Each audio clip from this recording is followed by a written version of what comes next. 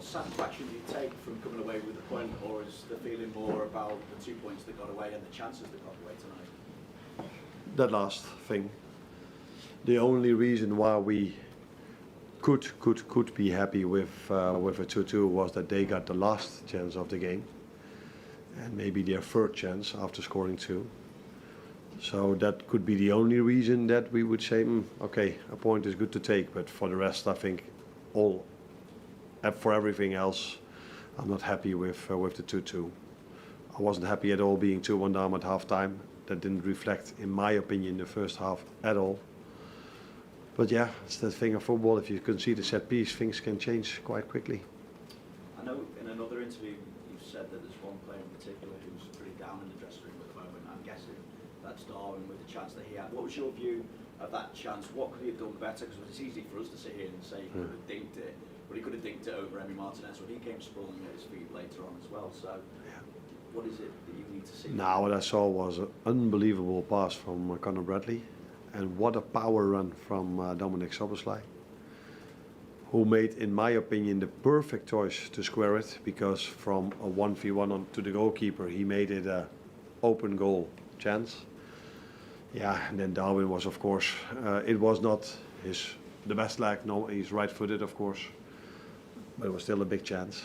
And yeah, very unlucky. And I was hoping that he could have got another one, because a player like him probably wouldn't miss 2 chances in a row. And he was very close afterwards when he went towards Martinez again. But yeah, Martinez made a great sliding tackle to win the ball.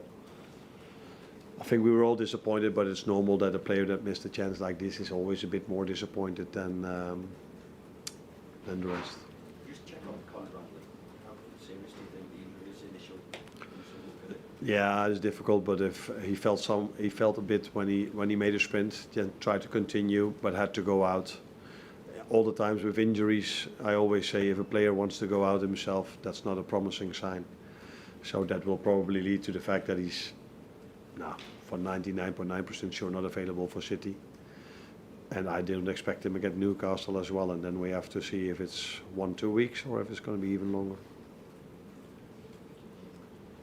Any more? Does every team naturally have a little bit of a dip in a season? Do you feel like that's what you're having at the moment? Is that a natural thing, or? We have a dip, why? Just in terms of results, in terms of performances, it's a hard season. You've been brilliant all season, but does every team naturally have a little bit of that? I think every game has its own story. I think in terms of performance, we were out of that because it happened a bit too much now. And still, we are 8 points clear with Arsenal a game in hand. With Salah, I mean, the goal and assist tonight, I mean, it's just his figures are off the scale. It really feels like he's on that mission every game. It's just remarkable for you.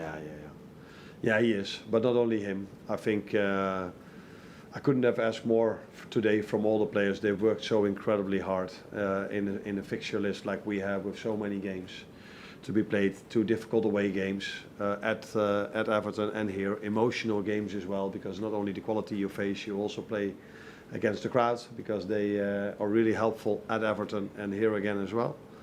So, but Mo, yeah, great goal, although Jot deserves a lot of compliments for that goal as well. And the second one, yeah, was maybe a bit lucky because it got deflected, but we were there so many times in that period of time that it felt to me that we definitely served that 2-2 at that moment. Yeah, Arne, could you just explain the formation today with Curtis and Dominic? It seems slightly different. Why did you do it, and did you think it worked? Result-wise, going 2-1 in at halftime, you could say it didn't work. Performance-wise, it worked really, really, really well, because we totally not deserve to go 2-1 down at halftime. Again, in my opinion. The reason why we did this is that Lucio played 3 games in 7 days.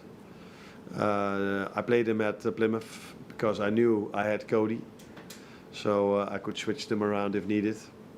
But then Cody got injured in Everton because he got a big knock. And all of a sudden you have only one winger left. So that's why for today we felt this could work. And I think it did if you look at the amount of chances we created and how we played the game. But yeah, result-wise, you never know if you would have done differently what have happened. But it wasn't smart to play Lucio 90 minutes again. The same way I had to take out Jot and Trent, both coming back from injuries. Jot hasn't played for 4 or 5 months. It's his second start now after 4 or 5 months. So yeah, you have to take care of them, especially in a period of time where you play so many games. Well done. Thank you. See you tomorrow. Oh yeah.